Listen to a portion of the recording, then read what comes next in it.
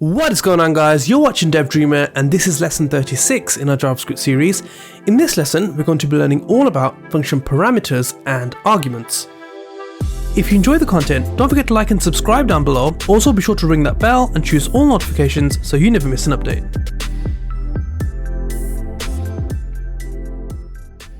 Okay, so welcome back to lesson 36. So in this lesson then, let's learn all about parameters and arguments. Let's start with parameters. So we can make our functions dynamic by adding parameters. We place the parameters inside the function parentheses. We can then use these parameters inside the function call block. So let's make sense of all this by looking at some code. So first of all, I'm going to create a function declaration. So we have a function keyword, the name of our function. So let's call this fave game. Then we have parentheses, and then we have curly braces. Now inside this parentheses, you see the word params, which is short for parameters. And as mentioned, this is where we're going to place our function parameters. So inside here, I'm just going to get rid of this and I'm just going to type in the word game. So our parameter for our faveGame function is called game. And now what we can do inside of our code block is use this game parameter very much like we would use a variable. So in here, I'm going to say when the faveGame function is invoked, let's console log the following. So I'm going to say console.log. And now we can pull this parameter in just like we would do a variable. So here I'm going to say $, curly braces, and then the word game. And if you notice here in VS Code, when we're not using that parameter, it's actually grayed out. And when we do, it lights up as normal. Okay, so we've got a function here called faveGame. It uses the game parameter. And this function console logs my favorite game is game. Let's go ahead and invoke this function. So we're going to say faveGame with the parentheses as normal. But now when we invoke the function, we need to provide some sort of data that will be substituted for game. So here we're looking for a string, okay, because this is a string here. And so in here then, let's just say Sonic 2. Okay, let's go ahead and save. And in the console then, we get my favorite game is Sonic 2. So what's happening here then is we're using this Sonic 2 value or string, and we're using it as a substitute for our game parameter, which is why we get my favorite game is Sonic 2. Let's go ahead and invoke it a couple more times.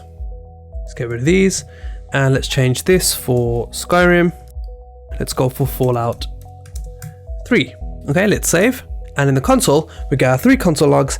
My favorite game is Sonic 2, Skyrim, and Fallout 3. So as you can see, each time we've passed a different value inside of our function invocation, and that value has been substituted for our game parameter. So you can probably start to see how powerful parameters are and how they really make our functions dynamic.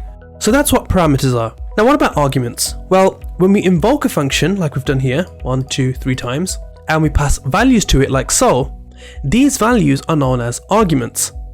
Okay, so our arguments here would be Sonic 2, Skyrim, and Fallout 3. So parameters are the values inside the actual function definition up here. And then when we call that function, the values passed in are called arguments. So to clarify then, although you might hear these two terms used interchangeably, there is actually a subtle difference. Parameters are set when the function is defined, and when a function is invoked, it's provided with arguments. Now you're not just limited to a single parameter, we can specify multiple parameters, separating them with commas.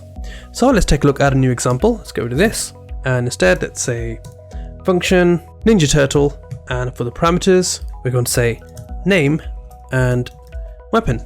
And as you can see, they are comma separated. So we've got name, comma, space, then the second parameter called weapon. Now in our call block, we're going to console.log the following. We're going to say, again, let's use template literals, $ curly braces, and we're going to bring in our first parameter here. So we're going to say name uses the weapon. So as you can see here then, we're using both parameters. We're using name here and we're using weapon here. Let's go ahead and invoke this function now. So we're going to say Ninja Turtle, and let's provide it with some arguments. The way that we provide arguments for multiple parameters is in the same way. So these will just be comma separated. So here I'm going to say Donatello, and then we'll say comma, space, bow, staff. And this will be the weapon. So let's just go ahead and save. And you can see that that works. So in the console, we get Donatello uses the bow staff. So when we supply a list of arguments like we're doing here, these arguments are assigned to the parameters in the order specified. So the first argument gets assigned to the first parameter, in this case it's name, and the second argument gets assigned to the second parameter, which is weapon. Another key thing to note is that JavaScript functions do not check the number of arguments received.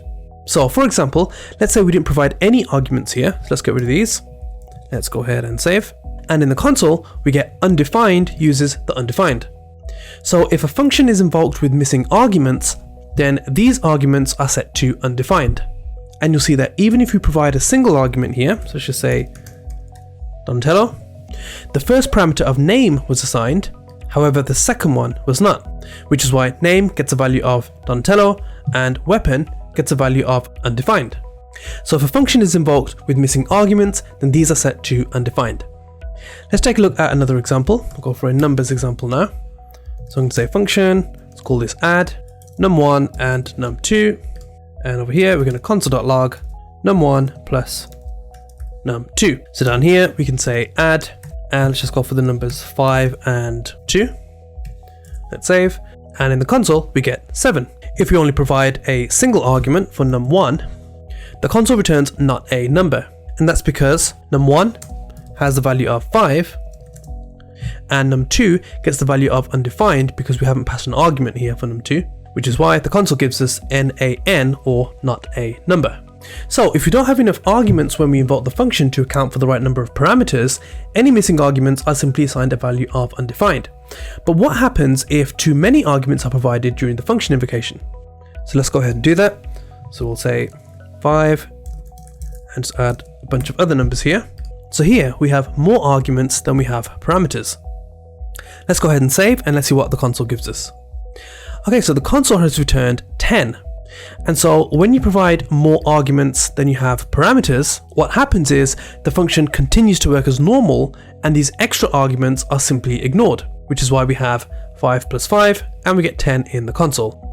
Now we can still access these additional arguments if need be using something called the arguments object. Arguments is an array-like object, and remember that very carefully, an array-like object that contains every argument that is passed to the function during invocation.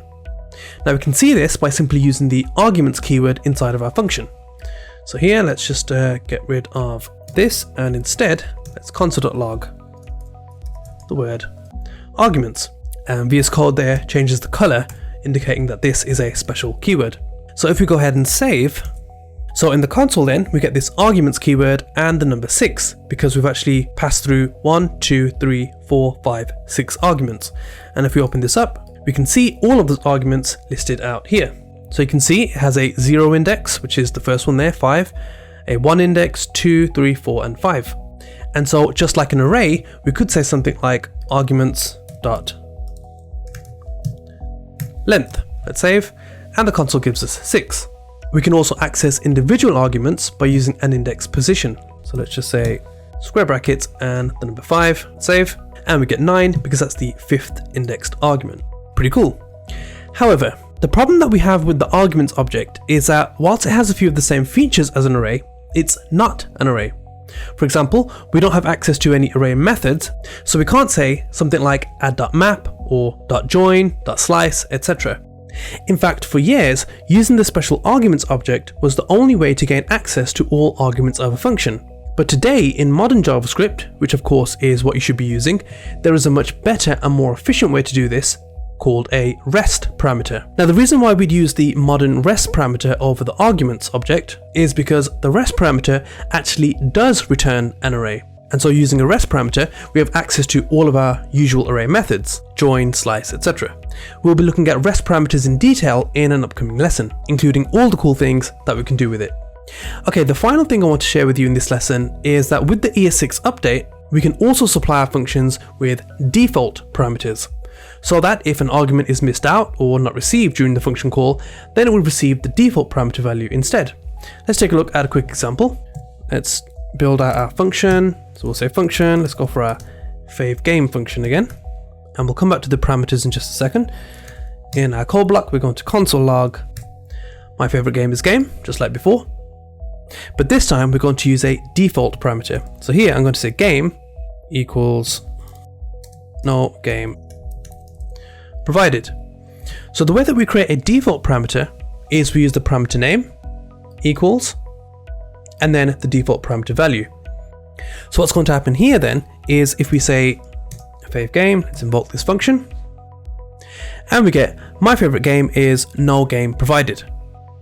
So since we haven't provided an argument here, the default value of no game provided is actually assigned to game. Now it's very important to note that we always add our default parameters to the end of our parameter list, otherwise the function call won't work properly. Now wouldn't it be cool if we could pass some sort of default error message if no argument is provided? So let's see how. Let's get rid of this. We're not going to be using a default parameter here. So we use a normal parameter called game, and then inside of our function block, rather than just doing a console log, we're going to use an if else statement. So I'm going to say if game is equal to undefined, then console.log the following. Let's say something like, please provide your fave game. We'll say, for example, fave game, and inside this we'll say Super Mario. Okay, so if nothing is passed through, then game gets a value of undefined, and if that's the case, then this will be true and the console will log the following. However, if something is passed through, so here we want to say else, and then here we're going to console log my fave game is game. Okay, let's put this to the test. Let's go ahead and save. And here we get, please provide your fave game, for example, fave game Super Mario. And if you put something in, let's say Super Mario, and save, we get our usual console log. My fave game is Super Mario.